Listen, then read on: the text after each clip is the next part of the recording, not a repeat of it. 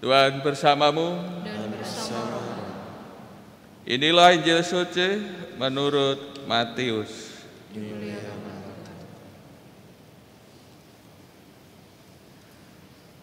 Dalam khotbah di bukit, berkatalah Yesus, "Janganlah kalian mengumpulkan harta di bumi. Ngengat dan karat akan merusakkannya, dan pencuri akan membongkar serta mencurinya.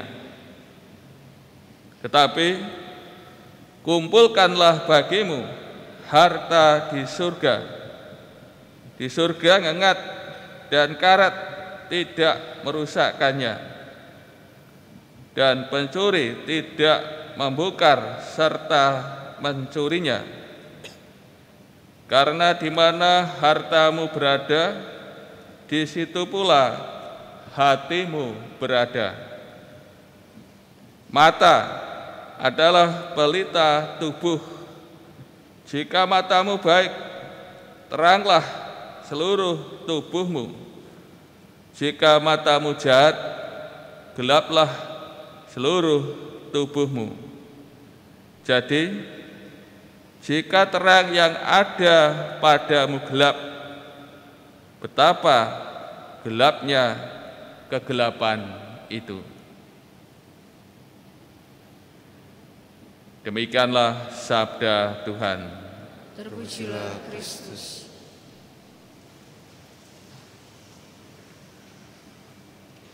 Saudara-saudari yang terkasih, pembicaraan Tuhan Yesus beralih dari kewajiban keagamaan kepada kebutuhan konkret yang dimiliki oleh manusia. Kemarin dalam bacaan-bacaan sebelumnya, Tuhan Yesus berbicara tentang kewajiban keagamaan, dan sekarang Tuhan Yesus berbicara soal kebutuhan yang dimiliki oleh manusia. Dan sekarang yang dibicarakan tentang mengumpulkan harta. Tentu semua kan butuh harta ya. Tidak ada yang tidak butuh ya mungkin ya. Ini kebutuhan akan harta sering membutakan mata manusia ya.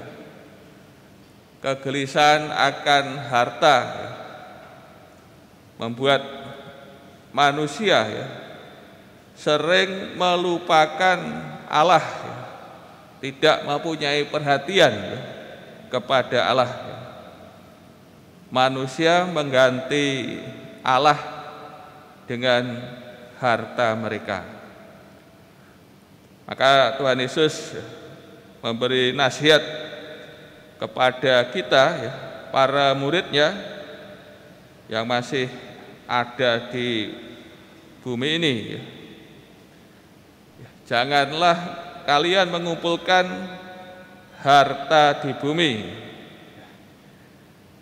Ngengat dan karat akan merusaknya, dan pencuri ya, akan membongkar serta mencurinya.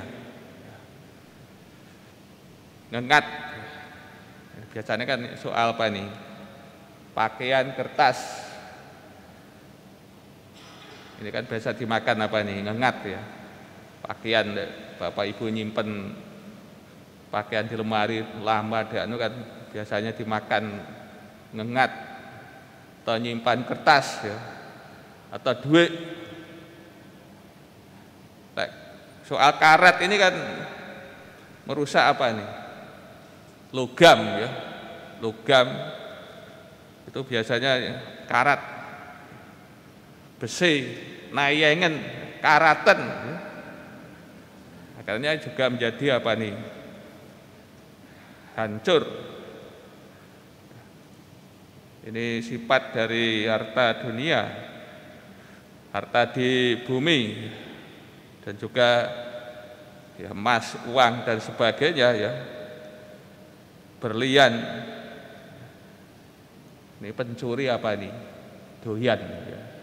Doyan duit, ya. Pencuri doyan emas, doyan berlian.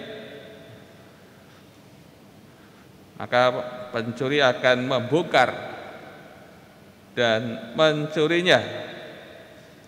Dan berbeda dengan harta di surga ya, karat ngengat ora doyan, pencuri apalagi ya. Maka pasien kasih, Tuhan Yesus menasihatkan kita ya supaya kita ya mengumpulkan harta di surga. Dan Tuhan Yesus menegaskan, di mana hartamu berada, di situ pula hatimu berada. Kalau yang kita kumpulkan, ya, semuanya kita kumpulkan apa ini, harta di bumi, harta duniawi, tentu hati kita juga ada di situ. Ya. Fokus hati kita, cinta kita pada harta duniawi. Namun kalau yang kita kumpulkan itu harta di surga, maka di situ pula ya hati kita berada. Dengan kata lain, pasien kasih, hendaknya kita mempunyai hati ya, yang senantiasa percaya ya, kepada Allah ya. Hati yang senantiasa mengandalkan Allah. Maka ini yang bersifat apa ini, ya, langgeng,